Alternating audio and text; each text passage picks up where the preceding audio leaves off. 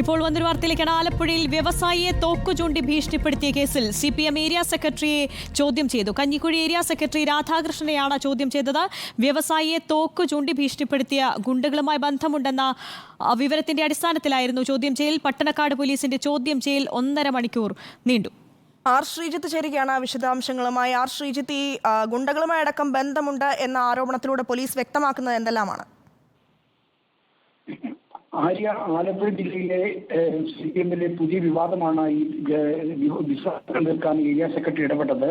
Kanjikuzhi area സെക്രട്ടറിയായ S. രാധാകൃഷ്ണനുമായി അടുപ്പമുള്ള ആളാണ് ഈ തോക്ക് ചൂണ്ടി ഭീഷണിപ്പെടുത്തിയ കേസിൽ 1 പ്രതി അനൂപിനെ ഏറെ സമ്മർദ്ദങ്ങൾക്ക് ശേഷം സംഭവം നടന്ന 2 ആഴ്ചയ്ക്ക് ശേഷമാണ് അറസ്റ്റ് ചെയ്തത്. ആദ്യം മാരാരിക്കുളം പോലീസ് കേസെടുക്കാൻ തന്നെ വിസമ്മതിച്ചിരുന്നു.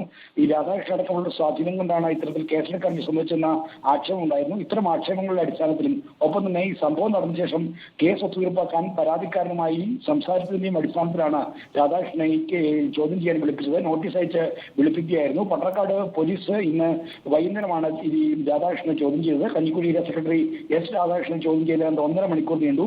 നേരത്തെ രാധാകൃഷ്ണന്റെ ഫോൺ രേഖകളുമായി ബന്ധപ്പെട്ട വിശദാംശങ്ങളും അന്വേഷണ സംഘം കരസ്ഥമാക്കിയിരുന്നു. ഇതിന്റെ കൂടി അടിസ്ഥാനത്തിലാണ് രാധാകൃഷ്ണനെ ചോദ്യം ചെയ്യാൻ വിളിപ്പിച്ചത്.